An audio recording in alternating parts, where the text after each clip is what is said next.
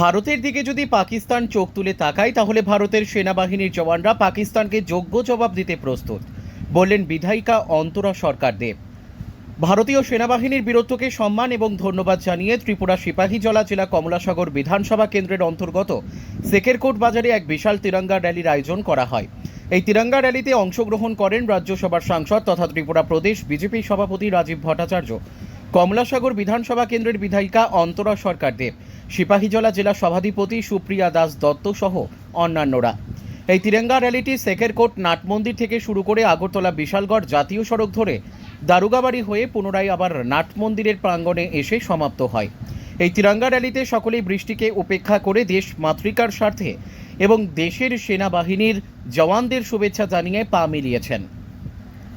বিধায়িকা অন্তরা সরকার দেব জানিয়েছেন, জম্মু কাশ্মীরের পহেলগামে পাকিস্তান মদতপুষ্ট জঙ্গিরা যেভাবে নিরীহ নিরপরাধ পর্যটকদের হত্যা করেছে তার প্রতিশোধ নিতে ভারতীয় সেনাবাহিনীর বীর জওয়ানরা অপারেশন সিন্দুরের মাধ্যমে পাকিস্তানকে সঠিক জবাব দিয়ে বুঝিয়ে দিয়েছে যে ভারতের দিকে যদি কেউ আঙ্গুল তোলার দুঃসাহস করে তাহলে ভারতীয় সেনাবাহিনী ঠিক এইভাবে জবাব দিতে প্রস্তুত রয়েছে পাকিস্তানকে।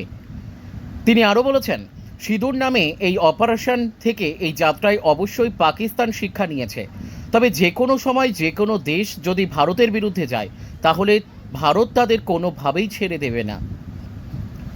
ত্রিপুরা থেকে জীবন সাহার সাথে বিক্রম কর্মকারের report, crime press Bengal news.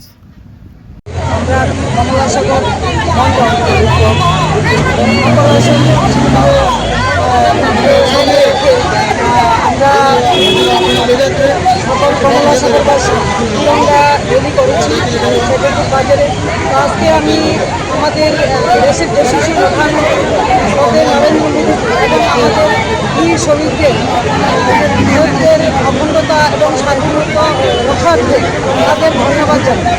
আজকে মেহেরগাম র্যালি সিন্ধু নিয়ে ছিনিমিনি খেলেছে পাকিস্তান, তাদের আমরা হুঁশিয়ার দিতে চাই যে আমাদের বীর শহীদরা এবং আমাদের দেশের যশস্বী প্রধানমন্ত্রীর নেতৃত্বে আমাদের ভারতবর্ষের ভূখণ্ড যেভাবে রক্ষা করছে, আমরা ভারতবাসী বা আমাদের ত্রিপুরাবাসী সবাই আমরা পৃথিবীর পাশে আছি এবং আমাদের দেশ মাতৃকাকে রক্ষা করছে, তাদের ধন্যবাদ জানাই। আজকে আমাদের এই তিরঙ্গা র্যালির মাধ্যমে